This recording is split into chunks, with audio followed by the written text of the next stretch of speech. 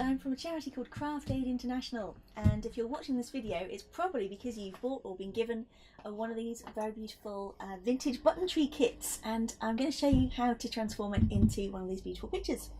So firstly, detach your box from your frame, which will have come with the kit, and take out the exciting contents.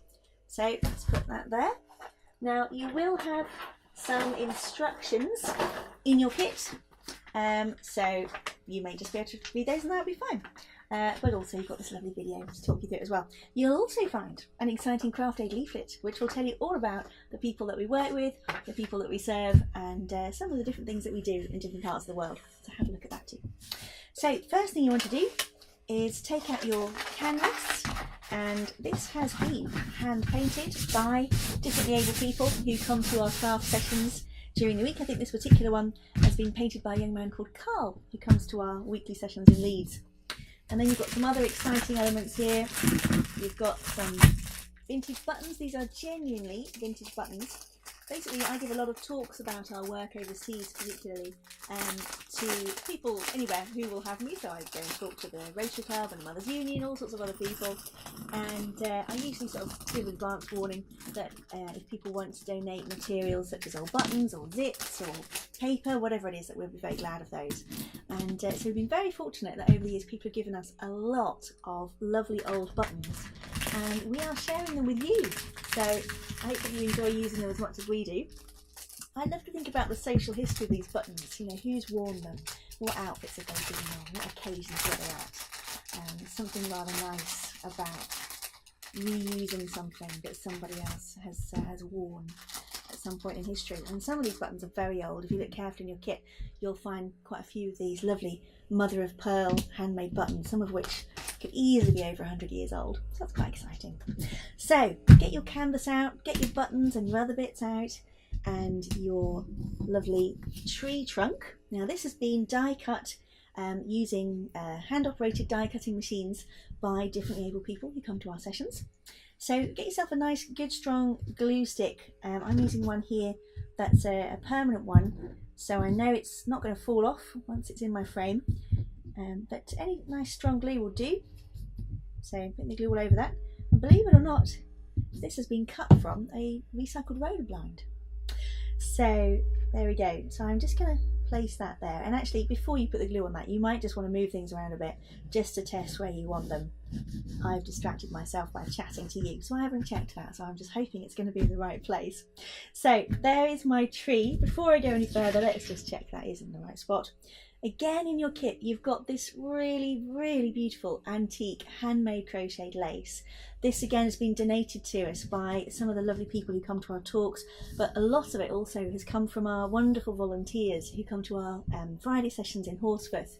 We have this incredible team of ladies who come along and share their skills and support the differently able participants who come to the sessions, and many of them have brought along some of the old lace that's been in their family for a while that they've not been able to use, and so again we're able to share it with you.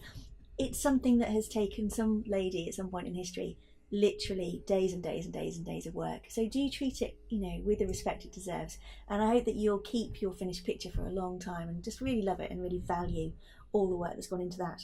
So I've worked out where I want it to be. I've covered up the base of the tree trunk there. That's worked out perfectly. So I find the best way to fix this down is to use spray glue, and I've got some here that I just bought very easily online. If you can find it in your local high street, even better. If you haven't got spray glue and you've just bought your kit, you've got home and you just want to use it straight away, I can really sympathise with that feeling.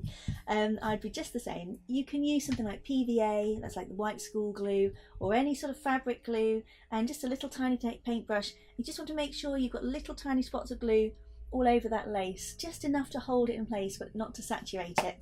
That's the great thing about the spray glue. You just literally coat the whole thing in a very fine layer of glue. It's not going to seep through to the front, and it's going to hold it perfectly in place.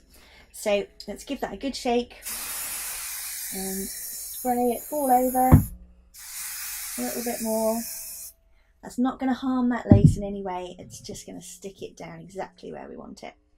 So let's bring our canvas back. Now of course I'm doing this upside down for the benefit of the camera. So I hope it looks all right, the right way up from where you are viewing this. So I'm just going to lay this lovely antique lace down on here. And the nice thing about the spray glue is that it is a little bit repositionable while it's still wet. So I can move this about and just sort of smooth it out so that I haven't got any big lumps or bumps in it anywhere. Just press it down with the flat of your hands. Obviously wash your hands before you handle this lace so that it doesn't get marked. I've been doing some dyeing yesterday, so my hands look a little bit grubby, but they are in fact spotlessly clean. It's just that I've managed to dye them with dye from yesterday's activities.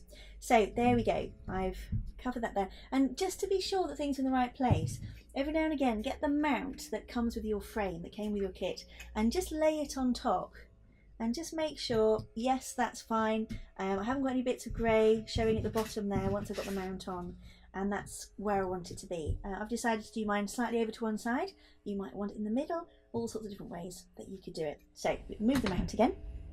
So now I'm just going to have some fun arranging my buttons, and I really suggest that, again, don't glue anything down straight away. Put some nice music on, have a glass of something, and just enjoy the process of working with these buttons. So just dot them around wherever you want them to be. And so you can see a couple of other examples there to give you an idea. And as well as the buttons, you've also got these other lovely elements. We've got some hearts, we've got some little tiny flowers, there are some leaves in there, and it's just really nice to dot them around. If you've got some tiny buttons, you could put a little tiny button in the center of one of your flowers if you wanted to. So arrange the buttons how you would like them to be. And I find again that this permanent glue stick actually works fine to glue them down. So just put plenty of that on the back of the button and stick it firmly in place. Again, you could also use PVA glue or Yoo-hoo or anything strong and just follow the instructions on the back. So when you've finished arranging all your buttons, just lay your mount on the top, check that you love it, trim off the little bits of lace that might be sticking out at the side, keep those for something else. You probably have some buttons left again, keep those for another project, and then put it inside your frame and you will have something that looks like this, which really is an heirloom piece full of beautiful vintage elements that you can treasure or give to somebody else who will treasure it for many years to come. I hope that you've enjoyed this video. Do have a look at the website. As I say, in your kit is a leaflet about Craft Aid which will tell you a little bit about what we do and some of the people that we work with.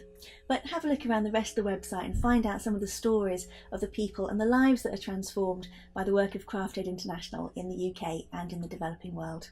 Thanks very much.